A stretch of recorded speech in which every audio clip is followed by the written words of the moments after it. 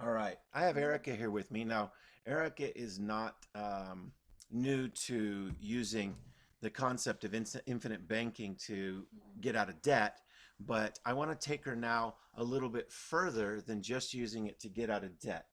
So we have here money. I want to talk about money and the functions of money. As we know, money is just a medium of exchange, but money has different functions. So there's the banking function, there's the investing function, and then there's obviously my favorite, the spending function.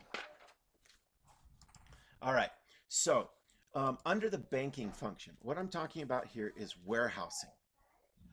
And when we have a warehouse, we want our warehouse to be safe, where our funds are liquid and they can grow. And by the way, if you hear kids in the background, this is because this is being recorded in real life, not just real time. And yes, Erica has kids. We want our money to be accessible for borrowing. We want that flexibility of control, and we don't need a bank or the government telling us what we can do with our money. On the investing side, what we're talking about, the goal here is to increase value or cash flow. So usually when we think about investments, we think about putting money to work, like buying a business that you were talking about the other day or whatever. And then, or buying stocks, etc. Right.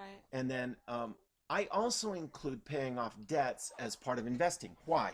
Because we get more cash flow. Yeah, yeah, In other words, if yeah. you pay off a Erase it that $55 credit card, then that money can then be flowing in for something else, whether exactly, it's an investment or savings exactly. or other debts. Right. And so then it all comes back into the warehouse and we can decide whether we want to invest it again or whether we want to spend it. And then on the spending side, there are two functions. We either spend to maintain our lifestyle, pay taxes, food, emergencies, or to improve our lifestyle, which is what you were just talking about, going back to college again and getting a better education. Okay? So that's where we do that. All right. Now, usually on the banking side, and this is where I want to focus much of our efforts today, is on the banking side. We've just taken banks for granted. And the reason we do is because when we put our money in a bank, it's 100% liquid. Unless, of course, another Great Depression comes along, which is what caused the Right. Great Depression because they lend so much out. But um, there's a problem with banking, and I don't know if you knew this, but banks own your money. Mm. When you put your paycheck into the bank, They own it. they own it. Also, who sets the terms on when and how much you can borrow? Yeah, they do. The banks. Okay. And any increases you get are Taxable. taxable. And it is not creditor protected. So if you start a business and you go south with your business, all of your bank accounts are accessible to anybody trying to get back monies because your business Right. went south, right? Right. Also, when you make a ton of money with your business and you've got it sitting in your bank, guess what? You can't just pass that on to your kids without that also being Taxed. taxed. Okay. And how much does the bank pay you for giving you this service? Yeah, very little. Less than 1%. Probably Okay. like $2 a year or something. Yeah. So, but most people don't think of using an insurance company as their bank. No, not until we come Okay. across this idea. Now, one of the biggest drawbacks to having your insurance company be your bank is that for the first 5 to 9 years, you're only going to have accessibility to about 70 to 100% of Okay. the money you put in. Okay. I'll explain this with real numbers in a minute. But one of the good things is, guess who owns the money? Yeah. You do. Not like a bank does. You actually still own your money. Guess who sets the repayment parameters for any loans? You do. Right. Absolutely. Yep. Yeah. For When you're paying when you're it back. paying yourself back. Yeah. Yep, I'm Exactly. familiar. Yeah. Okay. Any increases inside of this banking system are non-taxable. Oh, that's awesome. Yes. Also, in most states, the one you live in, by the way, is this way. It's creditor protected. It's creditor So protected. So if you were to start the business you've been talking about and the business went bankrupt and you had $100,000 sitting in cash value in a life insurance policy, guess what the creditors cannot get a hold of? my money. That money. Yes. Okay. And if you get old and you've made lots of money with your business and you want to transfer that money to your children, guess what you can do? No kidding. No kidding. Non-taxable.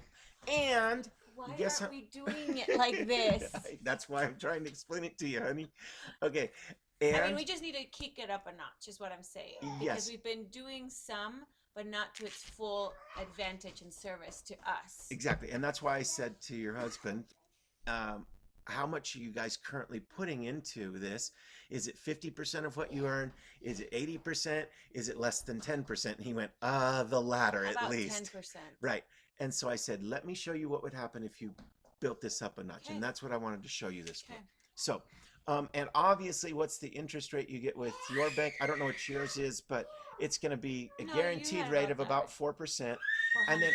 Oh, yeah, 4%. Uh-huh. but when you figure that you're also getting dividends and those dividends are coming in tax free, that's really a value of between 0.5 and maybe 2%. Okay. Again, the dividend won't be the whole 2%, let's be clear.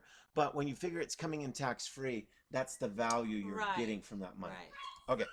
So, And the 400 to 600% ROI. yes. Now, I want to talk about the infinite banking side of this thing. The gentleman that came up with this was a gentleman by the name of Nelson Nash. And he did this a couple decades ago. Now, I don't want you to think nobody's ever thought of this because obviously whole life insurance policies have been around for a long, long time. But Nelson Nash came up with the idea. And what it basically does for us is because we're getting somewhere between, say, 4 and 5% guaranteed on our money, and we're getting a dividend that's tax-free that's giving us a benefit between 0.5 and 1.5. Uh-huh. What we've you're now talking done about? is we've set a threshold or a barrier through which, unless we're getting better than this, we don't necessarily need to spend our money on investing.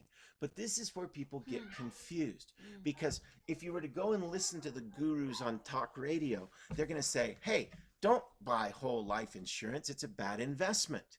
Buy term insurance, which is a lot less expensive, and then invest the difference. And I have to agree with them, because a typical whole life insurance policy is not a good investment, nor is it a good warehouse for your money, because it's not set up that way.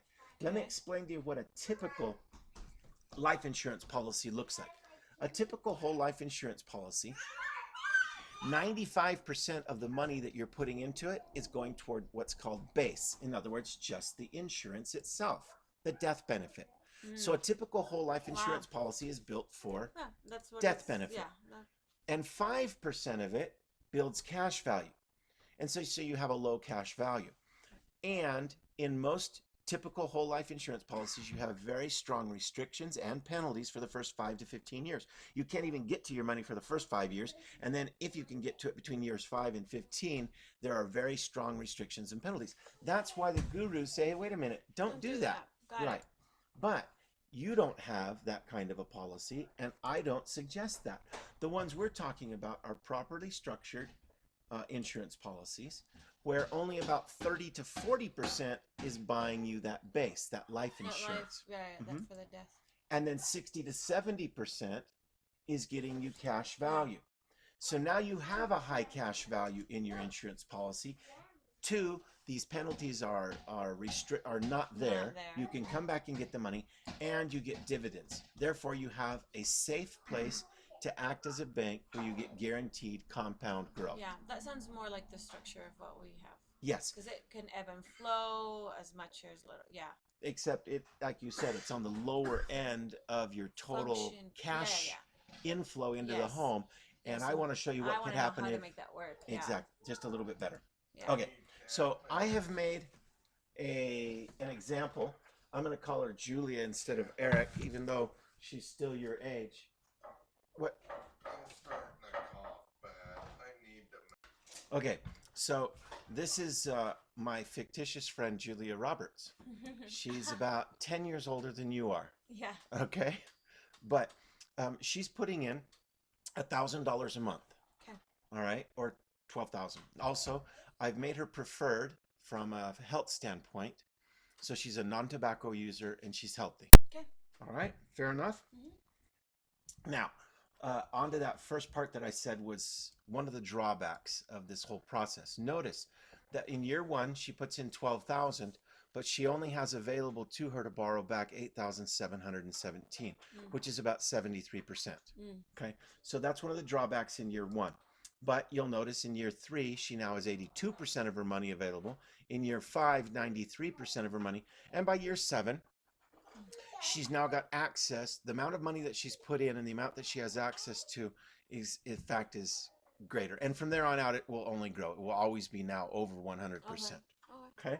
But like I said, that's one of the drawbacks of setting up this kind of a banking system, is that at first you don't have that. But when I said this to Scotty, he goes, we could live on 80%. Oh, yeah. Okay. So note then what happens. The cash value is liquid. This is liquid, available to her at all times. Okay. Now, there are 2 sections here. You'll note, one, we've got the guaranteed section, and we've got the non-guaranteed section. As I said a minute ago, when you set these things up, you need to do them properly. And the guaranteed section is just that. It's guaranteed. But the non-guaranteed means this is the section where you're getting those dividends. And it reflects that. But since the companies we use have paid out a dividend every single year for over 100 years, that means during the Great Depression, that means during every recession, I think it's kind of unfair to not assume that they're going to continue. How much that dividend will be, don't know. But I think it's more realistic to use this column. Okay? All right. Now, another thing you need to do with these kinds of policies, make sure that you've got a mutual company. I don't know if this has been something that you went over before, but let me explain the difference between, of all the insurance companies that are out there, you need to make sure you've got a mutual company. And this is why. In a stock company, who owns the company? The stockholders. Okay. In a mutual company, who owns the company? The policyholders. The policyholders. That's you and me. You and me. Okay. Now, the financial obligation of the officers of the company running a stock company have to do what? To make money for the stockholders, whereas the other one's for me. Exactly. Big difference, huh? Yeah. Okay, we already talked about this, but the dividends for a stock company are why you invest in it. Right. And they are therefore income, therefore they are taxable. Now, in a mutual company, they still call it dividends, but the IRS does not. The IRS calls it a return of premium. So in other words, it's premium that you paid in that you didn't have to use to balance the risk of paying out your death benefit. Therefore, it's non-taxable. What's the 100 plus years? Because these policies are built for 121 years. So basically it says you can continue borrowing. Well, and that's a good question, because let's say later on in life you want to start taking money out of it. If you take out more money than you've actually put in, at that point it can be considered income. But you have to have taken out more than what you've actually put in before that happens. Okay. Good question. Risk. A stock company is incentivized to take risk. Right. And a mutual company is not. They are safe. Forbes magazine said this about stock insurance companies in 2008 when everything was falling apart. Publicly traded insurers are scrambling for cash by cutting dividends. That's the monies that go back to the stockholders, and issuing new shares, thus diluting their investors, begging regulators for a relaxation of capital requirements, and lobbying Washington for a cut of the $700 billion Wall Street bailout. Yeah.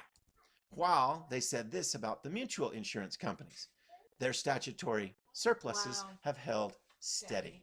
Right. Because they are not a risky place. So again, when you do get the proper kind of policy, you want to make sure it's with a mutual company and not a stock company. All right, so back to Julia.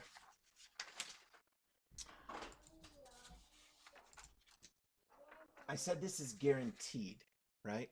I want to be very clear what I mean by the word guaranteed. So let me go back a slide here. Let's say here at year 10, how much money does she have in the guaranteed column? 100,000. Yeah. Okay. When I say guaranteed, we all know what the word means, but I want to be very clear about this. It is never going to go down from that 100%. Right. In fact, she has a contract that says 4%. Whereas if she was alive in 2008, what happened to her portfolio if it was in a mutual fund or a 401k?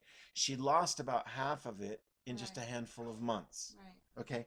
There is a difference. It is going up. It is never going to go down. This can never go below 115. The next year, it can never go below 132. If they've paid a dividend here and she's at 132,000 and next year they don't pay a dividend, she still gets her guaranteed 4%. This doesn't grow because there's no dividend, but she still gets her 4%. Does that make sense? No, it doesn't to me. Okay, let me explain it a different way. Okay. Back to this statement. Okay. They say, the gurus out there, whole life is a bad investment. Mm-hmm. Buy inexpensive term insurance and invest the difference. I want to drive home the difference between warehousing and investing. Okay. Okay? This is the stock market for the last 30 years. Okay. All right? This is investing. The black one. No, with both. red. Anything going up. Oh, okay. But this is also investing, as is this, and this, and this, and this. All those arrows represent the direction your money was growing or declining. That is investing. It's risk and reward. It's ups and downs. Right. Okay? This is warehousing. This chart shows $1,000 at 5% over 50 years. It never once goes down. This is just like, don't need to scratch your head. Exactly. But this is where the problem is, because the gurus will say, oh, well, sometimes your warehouse will make as much money as your investments.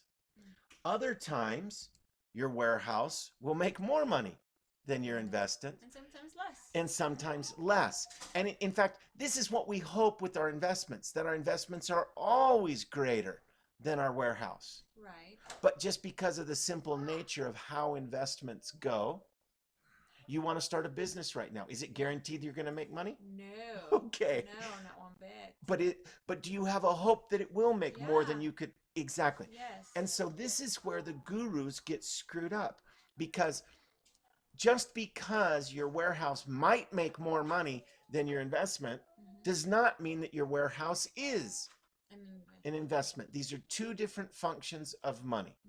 Okay? And so what I'm saying is, you move your money through a warehouse because it's safe, because it grows without paying taxes, and you know it's going to be there. And then when you find, remember back to that threshold, you find something that you think is going to make you more than 5% or 6% or whatever your threshold is before you invest, then you take your money out of here and you move it into here. Yeah, it sounds. And if it goes up like a rocket ship, you did good. Yeah. If it doesn't, oh well, you still have a portion of your money growing at 4%. Does that make sense? Yes, and I feel like, for one, I feel like this is the sort of conversation we've had. I just, with how we're functioning our money by being our own bank. Right. So if we were to go to non-guarantee and guarantee, the guarantee column you were showing us is the warehousing, the non-guarantee is investing? No, the non-guaranteed, if I go back to that, and that's a good question. I'll go back to that for you. What I'm saying, well, let's just go forward with this. Yeah. Okay, no, I wasn't saying that. What I'm saying is that in your warehouse, you have two sections. You have within the the warehouse. guaranteed section, which is this section. This is the cash value that's guaranteed to her. So back to that same example of Julia. In year 15, she's still putting in the $1,000 a month. Right? And now her money is worth, in the guaranteed section, $163,000. Got it. But that's assuming that she never got paid a dividend. But the companies we're talking about always pay a dividend. Therefore, it's more probable that she's going to have 228,000, not 163. That's why I'm saying this column is more realistic. This one is the whole world has gone south, Right. and she still gets her guaranteed 4%. Right. This is normal, what's been happening for over 120 years with the companies we use. Got it. So this is all still in the framework of warehousing. This is all within the warehouse framework. Yes, it is. Got it. Thank you for explaining that. Not a problem. So within that framework, let's go back here. Now, I wanted to show you something else. She was putting in $1,000 a month, right? And then she retired. But now at age 60, she says, you know what? I don't want to put $1,000 anymore. I only want to put in for the next 5 years or the next 6 years or whatever. I want to put in less money. I only want to put in $3,000 a year. So she's dropping it down to what's that, about $250 a month or something like that. Okay. What I want to show you is this. Note. This is the year where she drops it from 12,000 to 3,000 between age 60 and 61. Okay. Look at what, how much money she's got here. So the first year that she only puts in that, it grows to 385,000. Last year it was 366. Right. How much did she put in? She put in 3,000 that 1 year. 1 year, and it grew by Gosh. $19,000. Again, this is warehouse. This is not investment. I know, but it's you're so going, whoa. mind-blowing. Okay, exactly. Where does a 61-year-old get $16,000 on a $3,000 deposit? I don't want to call it investment because because it is. Dividend. No, it's because of the compound growth, because this is what her cash value is. It's because it's already grown to this. Okay. Because that's the thing of compound interest. The longer you've had something, the longer it's going to provide you with money. Okay. So now that moved it forward into the future, but I goofed up because really what I need to do is explain better what happens in the early stages of this thing. Okay. So let's go back to the beginning. I told you she started this thing when she was 40. Yeah. So she puts in it for 5 years. Now she's 45. And all she's been putting in again is $1,000 a month. So she now has $55,000 available to her Okay. in her cash value. Okay. Right? Okay. And she decides she wants to buy a car. That's right. Okay. So she's got $55,000. She wants to buy a car. Now, when she goes to the bank, if she wants to borrow the money, guess what they're going to do? Credit check. Credit check. Is the insurance company going to do a credit check? No. Nope. What about an application? No. Why? Whose money is this? It's mine. And guess what? No interest. Unless I choose to put myself. Okay, you no know. loan payment. Yes. Yeah. Very good point. And so the insurance company doesn't care what she's borrowing the money for either, does it? No. So this could be for her business, Right. if she Or- wants to start yeah. one like you, or to buy a car like the example I'm going to give. Okay, so she wants to buy a brand new Volvo. Okay. That's a $50,000 car, by the way. That's why I just picked that one so that we'd have a round number, okay? But there's a $50,000 car that she wants to buy. So she buys it in cash. Now there's some points that need to be made. This is her cash value. This is the loan. Right. Where does that $50,000 come from? Her warehouse. No. And that is the mistake that most people make. Where is she getting the money from? Is it coming out of her cash value? You already said yes, and I said no. So no. So who is it really coming? Yes, it's really coming from the insurance company's general fund. So guess what they're going to do with her cash value? It is going to remain the same. Okay. They're going to put a lien against that $55,000 while she borrows $50,000. Okay. If she were to die tomorrow, they're going to subtract the $50,000 from the cash value she already had and her death benefit and give her heirs everything else. Okay. So this is a 100% safe loan for the insurance company to make.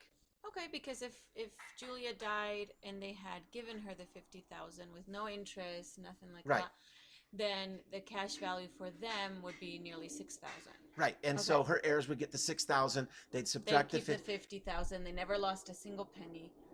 and that's why this is a 100% safe loan. Remember, these guys are safe. Yes. They already have actuaries out there that say so many Julias at age 40 are going to die, Okay. and we're going to have to pay their death benefit. Okay. Right? And if our Julia happens to be one of those Julias that does pass away this year, we've already calculated out, we're going to take out the $50,000 that she borrowed for her Volvo. Her family gets to keep the Volvo, but they only get, in this case, $5,000 or cash. whatever, or the death benefit. Does that make sense? Yeah. That Why totally it's a makes safe. sense. Okay. So what I did is I went to amortization.com and I said, Julia's going to borrow $50,000 over 60 months, which is 5 years, which is what a normal auto loan is. Would be. At every month. She's going to make a payment every month at 5%. And I'm doing this just as an example, like you've already said so many times. So that you can. You don't have to pay it back if you don't want, but I'm going to use this as an example. Well, okay? you don't have to charge yourself interest either, But you could. but you could. Right. So what I'm doing is trying to make this payment back as realistic as possible. So if she were really borrowing $50,000 from her credit union or the bank to buy that car, her payment would be $953 a month for 5 years. Does that make sense? Oh, okay. So we're talking. This is if she had done it with a bank. A bank. Okay. Yeah. Right. Because we're going to fictitiously have her pay it back Yeah. In 5 years. With in 5% 5 years interest. at 5%. And though we know that this isn't real because she doesn't have to pay it back to the insurance company, but she's going to. Okay. Okay. All right. So if we do that, note also that her first payment, $735 of the 943 goes toward, Principal. and 208 goes toward, Interest. and every single month the amount she pays toward interest goes, A little bit less. and the amount she pays toward principal A goes. little bit more. Make sense? Mhm. Okay. So if we run that through for 5 years, she will have paid An additional 6,600 in just interest. in interest back to. The bank. Oh, and wait. Oh, I thought you were saying This is a her. scenario. This is if she borrows the money from the insurance company, she's got to pay it back to the insurance, because remember, the insurance company has to make money with her money. Yeah. I thought you were saying to like a bank. No, so no, this no. was a scenario for the life insurance. Okay. For the life insurance, what we're saying is that she went out and figured out how much her payment would be monthly if she were borrowing this money from her bank, and now she's going to pay it back to the insurance company on the same schedule, Okay. even though she doesn't have to. But that's just for simplicity. This is what. This Exactly. Is the scenario. Okay. And so if she pays it back in 5 years, like she would have had to if she had borrowed the money from a bank, she will have paid $6,614 in interest back to what fund? The insurance company. Right, their general fund. Yeah, the mutual. The mutual company's general fund. Okay, are you with me there? Yeah, I'm following. Okay, now, So what happens to that 6,600? well, it got paid back into the insurance company. Okay. The real question is, what happened to the 50,000? Remember, where did they take that 50,000 from? Did they take it out of her 55? No, they didn't. From their general fund. From their general fund. Okay, so her 55,000, or in this case, we can only play with the 50,000 because that 50,000 was what she borrowed. Right. What happened to her 50,000 that was still left inside of her cash value? Well, it was still growing at what percent guaranteed? 4. So that means if we've got 50,000 over 5 years, at 4% guaranteed, Mm-hmm. that money grew by 10 grand. 10 grand. So that 50,000 is now worth 60. 60,000.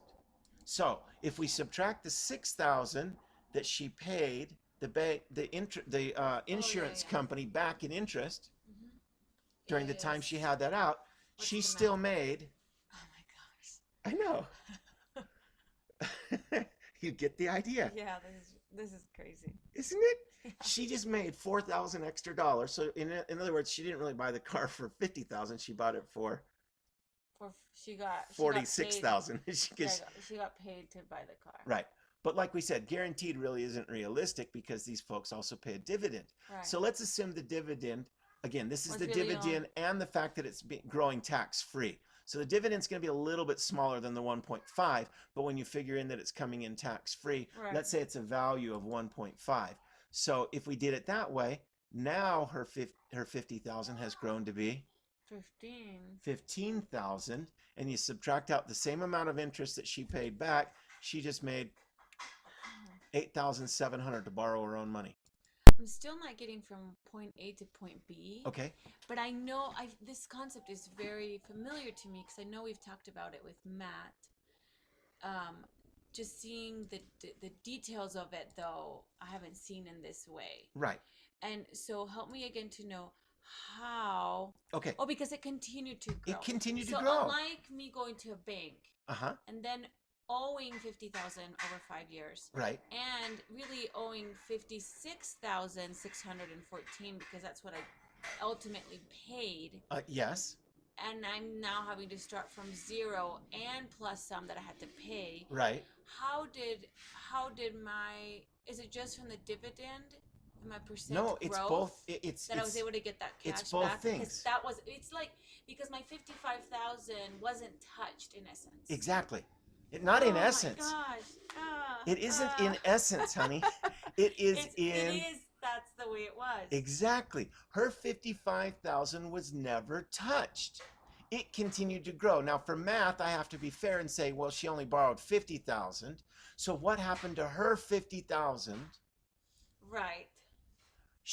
But she borrowed 50,000. So it cost her 6,600 to borrow 50,000 from the insurance company, but her 50,000 Kept continued to growing grow at a in 5 guaranteed years. 4%.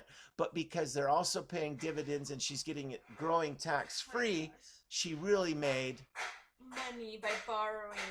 exactly. Is that Now, not a mind blower? That's mind blowing, and that's assuming you choose to pay. So who sets the interest rate that you're going to pay the life insurance company? The life insurance company, and that's fixed. Okay, so they'll choose that. Right. And so in her case, But you're going to have to pay no matter if it's an institution, a bank, or the life insurance. But why not do it through the life insurance? exactly. And notice that I had her borrowing at 5%, even though her guarantee is only at 4%. So even though she's only guaranteed 4%, guess what? And she was still paying greater interest.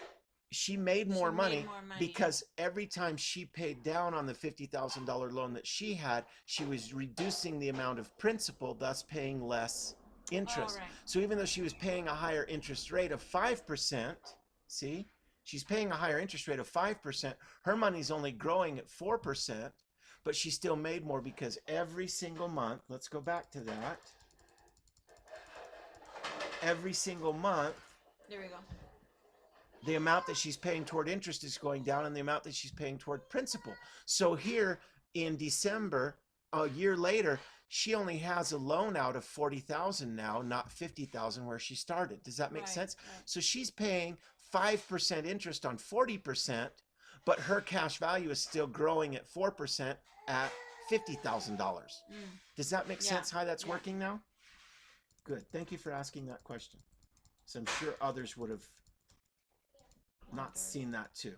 Okay, so now you've seen how it works as a banking system. Yes. So What now you're how do you making- put a greater percentage? That's where my husband and I haven't gotten to. Okay, so we've seen the warehousing side, the borrowing, and the payback. Now let's talk just a little bit about the retirement side. Okay, so same Julia, starting at the same thing, putting in 12,000. Okay, now at age 60, like I said, she quits paying as much. And by the way, this is one of the myths about whole life insurance is that once you start putting in 1,000 a month, you have to put it in that way forever. Notice Oh, that no, I you dropped can it. change, Exactly. yeah. You can change it to whatever you want. Yeah, So I've now that's got her happened to us before. dropping it down to the 250. Okay. Now, notice here that at age 65, she starts paying nothing into this life insurance policy. She wants to start taking out a little bit of money. Okay. This is her cash value at age 66, Okay. $468,000. So she paid in for 20 years, 12,000 a year, and she paid in for 5 years, 3,000 a year. So her total amount of deposits have been 255,000. You with me? Yep, I'm following you. And this is what her cash value is right now. Okay. So has her warehouse grown? Yeah. It's never gone negative. No. Yeah. She's never woken up in the middle of the night Recession and gone, Oh man. I just lost half of my 20 years 401k worth of because some mutual fund guy decided to buy credit swaps in New York, right? Mm-hmm. Yeah, that were worth nothing. nothing. There's children around. Yeah, I know. I'm sorry. No, I'm just kidding. So now let's say she wants to start taking out 25,000 Okay. tax-free. Keep in mind, this is tax-free. So if she's taking out 25,000 tax-free, what does it mean in the real world? That means she would have had to have earned Right. at her to tax be able bracket. to do that. Exactly. Not to mention inflation over. Exactly. So now she's just going to start subsidizing her income with an extra 25,000. You with me? Mm-hmm. Okay. And she can do that now from age 66 all the way to age 90. Okay. Take out 25,000 every year. Yeah. So she deposited 255,000, yet she's now able to take out from age 61 to 90 tax-free. $625,000. Pretty good for a warehouse, huh? Yeah. Okay. Now again, that was only with $1,000 a month. Oh, and if she does pass away at age 90, Uh-huh. she's still leaving her heirs $266,000 in death benefit. Wow. All right. Now, let's take it a little bit further. What about our qualified plans, the 401k? Because remember, that's where most people woke up and had no more money. Right. They weren't controlling it. It was some money manager in a mutual fund that had bought up all those credit default swaps that were worth nothing, and they lost half of their 401k in the year 2008. Okay? So what if she had decided, you know what? I just wanted a little bit safer. So let's assume same Julia Roberts, right?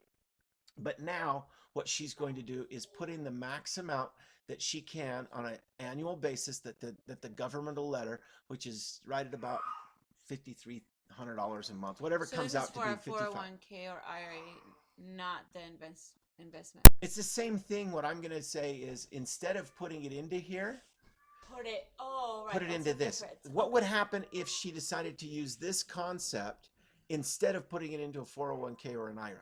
So Okay. let's assume that she grabs the 90,000 that she currently has sitting in her 401k and takes it out. She's going to have to okay. pay a penalty. Yeah. She's going to pay a penalty because she's not 59 Yeah, years like old yet. $2,000 or something. I don't know. Oh, it'll be more than that. It'll Okay. be 10% of it. But it's going to Okay, come so over now- here. And so the first year we're going to start this thing with the 90 grand plus the amount she's going to put in on a monthly basis. Ah, now my wheels are turning because I think that's what gets you started to begin with. That's what's getting her started. If you had cash sitting there, you could do it. Is But to that's do how that. she's going to get it started. Okay, so it's an option, but Yeah. yeah.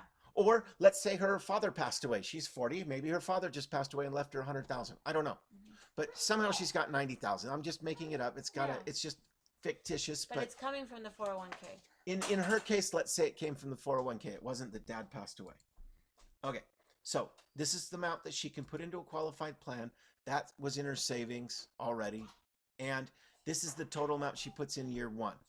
Notice that she has available to her to borrow in year one of the 145 she put in, 125,000. Okay? So it And isn't remind me, where did the 55,000 come from? every single month. Instead of putting in the $1,000 that she was last time, now she's putting in 5,300 and something, which is if you divide 55,000 by 12, that's what that comes out to. So whatever that amount is. I wrote it down. I mean, like, so I get how she's like 40 and says, okay, now I'm going to start this at 40 Right. So from her income, from her income. she was putting that much into her savings. Oh, she was putting that into her 401k. She was putting that, yeah, the 55,000 a year is the max you can put into a qualified plan. So she was putting that into her 401k. She's going to quit putting money into her 401k and start putting it into, So that's why it this says warehouse. 41. right. Because after year one, so if she were to do that at age 40, she'd start off with 90,000. By 41, she's got 145 because she put in the 55 that she would have originally put in her 401k into the IBC. And Right. that's why after year one, that's how much she had. Yeah, it's this plus this. That, and then access of 125. Yes. Okay. All right. So you're with me. Good. All right. So she only has 86% available to her in year one. Only. Well, yeah. But again, That's still a lot to work with right. in my mind. But let's go out to year 10. So now she's put in this column for 10 years, and she now has 738,000 available to her in her cash value. Now that's a big chunk of money, right? She could start a business with that. She could do whatever. And she still has a death benefit of $5 million. But here's what I want to show. Now let's say she wants to buy a house. Okay. But she's not going to use the whole 735,000. She's just going to buy a modest home worth 500,000. Okay. Fair enough. Just $500,000. Just a $500,000 home. And let's say that she's going to pay it back in 15 years Oh, because she wants it paid off by the time she's 65 when she retires. right. Fair enough. Yeah. And she's going to pay 5% interest. Okay. All right. So again, we go back to amortization calc to find out what that is. That would be a mortgage payment of $3,953 a Okay. month. All right. And over the course of the 15 years, she's going to pay back Not much in interest. that much in interest, right? Now we have to go back and ask the same question we would have asked before. how much would the 500,000 that she borrowed to buy the house with have made her sitting in her insurance company policy? Yeah, let's see. Okay. So 15 years at 5.5%, that means that money grew by 616,000. So she now has 1.1 million sitting in her cash value After 15 years. after 15 years. So if we take out the original 500,000, that means that she made 616,000. We subtract the 211 that she paid in interest back to the insurance company. Guess what she just got paid to borrow her own money over She 15? got paid another house. Yeah. Is that a cool concept? There's explosions and fireworks going on in my brain. Okay. Do you see where you and Scotty could have something It's different? amazing. Yeah. And again, we have had these conversations. We have had these conversations, and Matt is getting us to the point. But what we haven't discussed. I mean, I haven't had this detail, and I don't mean to. I don't You're mean fine. to say. I'm just saying.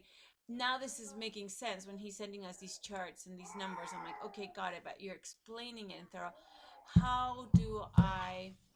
And you've helped me to understand a lot more. How do I put more than the percentage? Because we are only putting, like Julia, about 2 grand, 2 to 3 grand a month, Okay. which is only a small percentage of our salary. Right. So that's the part where I'm like, are we still able to maximize What Julia's example of what you just you'll have to buy a described? new policy Okay. because the one you built was already built to do the amount that maxes it out. So we Okay. have to do a new policy for you and Okay. a new one for Scotty that will allow you now to put even more money in. But Okay. again, you bring it back out to use it on your daily lives. But now you're using this as the bank that's making that 4%, and that's why I wanted to show you guys that. So tell me why the existing one, is it because it may not meet the criteria of mutual or this kind No, of banking? because when or- you build these things, think of it like a boat. If I want to buy a boat that can take me 200 miles on one tank of gas, Mhm. they have to build the boat with a gas tank that can get me enough gallons to get me the 200 miles. And if I decide, well, oh, hey, I want to go 500 miles, guess what I got to do? I got to stop twice to fill it up with gas. Right. Okay, you bought a policy to just pay off your debts. And so it only has a and gas you know that tank. it doesn't have the capacity. I to don't do know more? because I've not looked at yours, but I'm Uh-huh. guessing it does Okay. not, or you Okay. would have put in a whole lot more. Okay. So what we do is we get you a new boat that has a gas tank Capacity. big enough to go Follow this 500 miles. explanation. Okay? Okay. Now, if you've got a gas Why tank, one for one each more of us? thing. Oh, go ahead. If you've got a gas tank that can go 500 miles, Mhm. and you decide that today you only want to drive to an island that's 200 miles away, can you put in enough gas just to make it 200 Yeah. miles? Yes. There's So no you can penalty. put in less without a penalty. But if you I wanted can't do to it go the other way. 500, you can't just pour in 500 miles worth of gas And into a 200-mile gas 250, tank. yeah. 'Cause it doesn't fit. Okay. So we That's just have really to helpful. we have to get you a new policy Okay. that can now do this. Great. So here's my social security. You're so funny. Okay. Wait, so and why is it that both my spouse and I would do that? Not because I'm hesitant about it, just help me understand why each of us, if he's the only one that gets a salary. Yeah. Well, again, don't think of this as death benefit, or well, yeah, it might be because one, you're married, and so both of you can do it because your salary is considered one, but you can put it on both of you. And the whole point is this is just a bank. Okay, that's what I'm saying. So why would you recommend each of us to get a policy versus one if I don't bring in income right now? Okay, now we're getting specific into you too, and the reason would be you're younger and you're female. Women Oh. and have a less chance of dying. Yeah, we have a longer life expectancy. You have a longer life expectancy, and I in the am case of you and your husband, younger. you're I'm younger almost than 10 your. years younger than him. I wasn't going to say that on tape, but yes, you are 10 years Proud of younger. it. Okay, so you're younger, and although you're both healthy, you're younger and you're female. Okay. So you remember back there how Julia was able to get Oh, right. 100% of her cash in 7 years? Right. If I were to pull up my policy right now, you'd see that my cash value, it took me 10 years to get to 100% because I bought it at age 55. Right. And so your husband would be buying it now at about age 40, 40, and you'd still be buying it at age 32. 32. So we would do it on you because you're both healthy, but Okay. you're younger and you're female. So we would just get one for under me. We could still Or do it do on both. It both. doesn't matter. It's the concept of being able to use the banking, and you can do them. You could have two policies. You could have one. It really wouldn't matter. Is there A benefit to having one or two? correct? I would see a benefit to having two, just because, again, although this is for banking, there is still that slight slim chance that mom dies, and if mom Right. dies, Scotty's still going to need somebody to take care of these kids. Right. And that money that would come to him from your death benefit would give him the ability to immediately have somebody there to take care of the kids while he continues to go to work, And vice versa. and vice versa. Okay. So you still That want to would make protect sense. both parents. Yeah, that would make sense to me. Okay. That would make But- sense. That makes sense. But to me. from a purely banking standpoint, it would be you, because I'm the younger and I'm the female. and so you're going to get to the point where you've got 100% access to your cash quicker than him. Right. Oh, because I am younger. They're gonna Yes. let me have it. So No, it's just that's how the actuarial charts run out. It Mm. costs less money. Remember, it's dependent on that portion that's going toward buying insurance. Uh-huh. And I said it's between 30 and 40%. yes. With you, you have to pay less money to the insurance portion, because the risk of you dying tomorrow is less than the risk of Scotty dying, Got it. because he's 10 years older than you. Got it. So it just will be in that way. Right. So let's go back, and I'm almost done with this. Let's look at this one. Celeste. Oh, sorry, I didn't mean to yell. So, Let me just get out of the bathroom. okay. Okay, so to recap, Julia started at age 40 Mm-hmm. by throwing in the max that she could for a qualified account, which is $55,000 a year, plus the $90,000 in cash that she had in her 401k. Okay. And then she continued to pay that until age 60, right? She Where was it- only paying $1,000. Where at 60, she drops it down to $1,000. All right. And then at age 55, she has available to her 1.2 million. Wow. Yeah. Oh, sorry. At age 65, she has 2.3 million. At which point now, instead of just taking out 25,000, She's able to get. she's going to take out $135,000 a year. Right. $135,000 a year over the net until she's 90. Right. So this is the total amount that she paid in. The first year was 145. The next 9 years was 55. The next 10 years was 54. And the reason that went up is because she was no longer paying into a small term policy that we had for her. Okay. And then the last 5 years, she was paying in 13,500. Oh, It should have that's said just a zero. 13, so 67. So she paid in over 25 years, 1.2 million. She now has available to her 2.3 million, and she's going to take out of that 135,000 a year until she's 90 years old, tax free. Right. And 135 tax free is really about 200,000. And if she dies at age 90, she still has 926,000 available to for her inheritance. Yeah. If she died at age 81, her family would inherit 2.5. But as Scotty said the other day, I don't want to buy insurance that I can't use while I'm living. Well, guess what? If he retires at age 61 and had something like this, you guys could supplement all of your other retirement funds with an extra 135,000 Wow. tax free. Does that make sense? And this is instead of using a 401k. because Instead at of that using a point- 401k, or in your case, probably an IRA. Yep. Right. Yep. Hey, little guy, you shouldn't be playing with these things. Come here. Here, get a ball. So there you go. So the next class, Professor, will be about because the example I saw with Julie is about the amount we're putting in. It doesn't mean that it's structured the same, but Right. that's about the amount we're putting. Okay. And I'm under the understanding that we can put a larger amount, and that I want to see that interchange with the new So, policy that we create and how that would I work. need to get your real numbers then. Okay, perfect. I need to know what your real income is, where your Perfect. monies are at, and then I can go and build you a new policy Perfect. and show you how to balance that between you and Scotty, Okay. so that now you've got a banking account available to you that's doing this for you guys Okay. the rest of your lives. Okay. And again, you're 10 years younger than her, so imagine Than what him. it would happen. Yeah. He's about the age. Thank you. Appreciate it, Erica. Thank you.